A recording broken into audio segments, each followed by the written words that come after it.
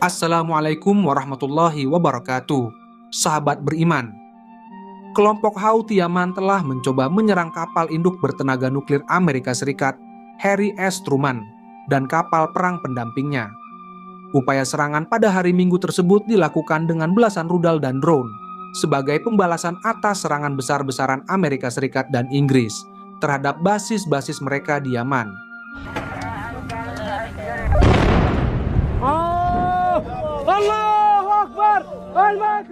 Angkatan bersenjata dengan bantuan Tuhan Yang Maha Esa melakukan operasi militer kualitatif yang menargetkan kapal induk Amerika Harry Truman dan kapal perang pendampingnya di Laut Merah Utara menggunakan 18 rudal balistik dan jelajah serta pesawat nirawak dalam operasi gabungan yang dilakukan oleh pasukan rudal, Angkatan Udara Pesawat Nirawak, dan Angkatan Laut, kata juru bicara militer Houthi Yahya Saree.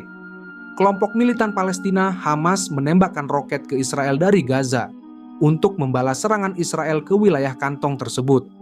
Selain Hamas, kelompok Houthi Yaman juga menembakkan rudal ke Israel untuk mendukung perlawanan Hamas. Hamas menembakkan 3 proyektil ke Israel bagian tengah. في القوات المسلحة اليمنية عملية عسكرية مشتركة بعدد كبير من الصواريخ البالستية والبحرية. Menurut militer Israel, 1 proyektil berhasil dicegat dan 2 lainnya jatuh ke area terbuka. Tak ada korban jiwa akibat serangan tersebut.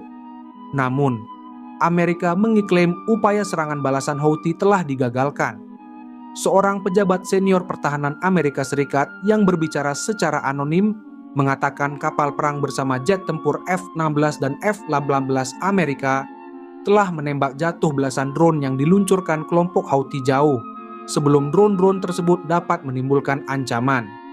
Setidaknya 1 rudal Houthi dilaporkan gagal dalam penerbangan dan jatuh di perairan lepas pantai Yaman. Tidak mengambil tindakan apapun karena dianggap tidak sebagai ancaman. Sayap militer Hamas, Brigade Al-Qassam, mengonfirmasi pihaknya telah melancarkan serangan.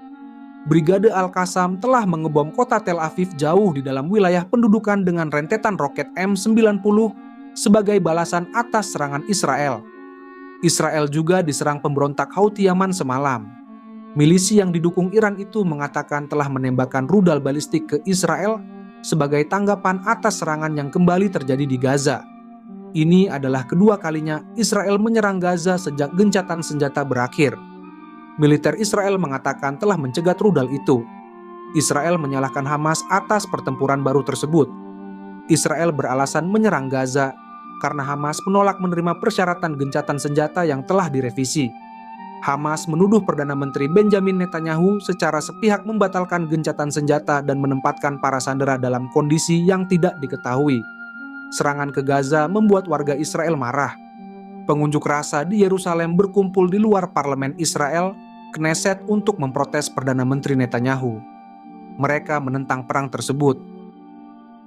Para pengunjuk rasa menuduh Netanyahu memulai kembali perang untuk memperkuat koalisi pemerintahannya.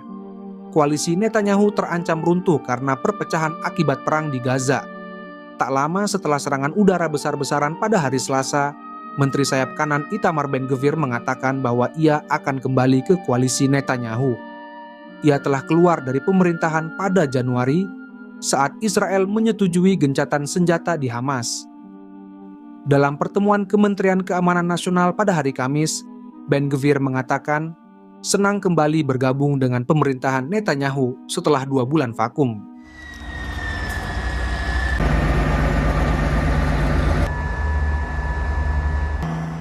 Israel terus menggempur Gaza.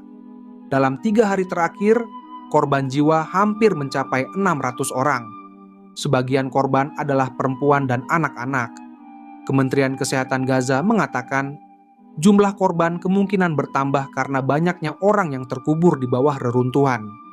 Militer Israel mengatakan telah merebut kembali koridor Netzarim, sebidang tanah yang membelah Gaza menjadi 2, memisahkan kota Gaza bagian tengah dan wilayah utara dari bagian selatan jalur Gaza yang berbatasan dengan Mesir.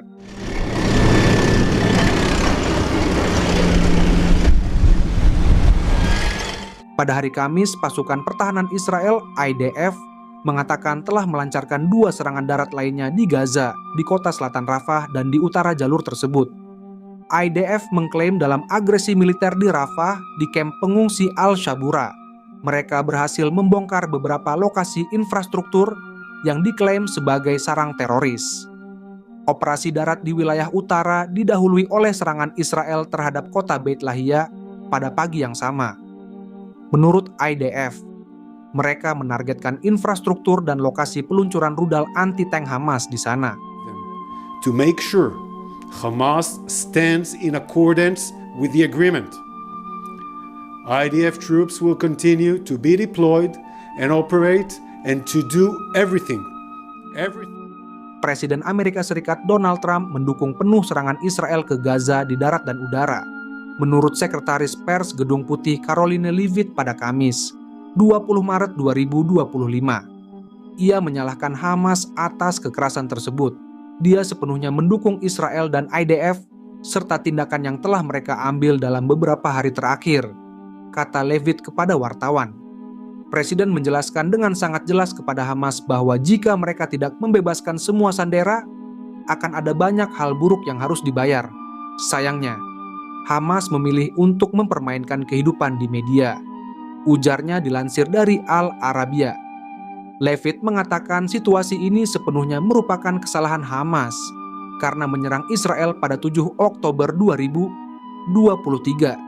Ia menambahkan bahwa Trump ingin semua sandera yang ditawan oleh militan Palestina dibebaskan. Jumlah korban tewas menurut Badan Pertahanan Sipil Gaza mencapai 590 orang. Di antara korban adalah anak-anak. فنحن يعني باعتقادنا ما هو مطروح اليوم وما رددنا عليه ممكن أن يفتح الطريق. Israel melanjutkan serangan udara pada Selasa pagi yang mematikan. Ketenangan di wilayah Palestina yang berlangsung sejak gencatan senjata pertama pada 19 Januari 2025 berakhir sudah. Atas serangan Israel ini, Hamas membalas dengan menembakkan roket ke pusat komersial Israel, Tel Aviv.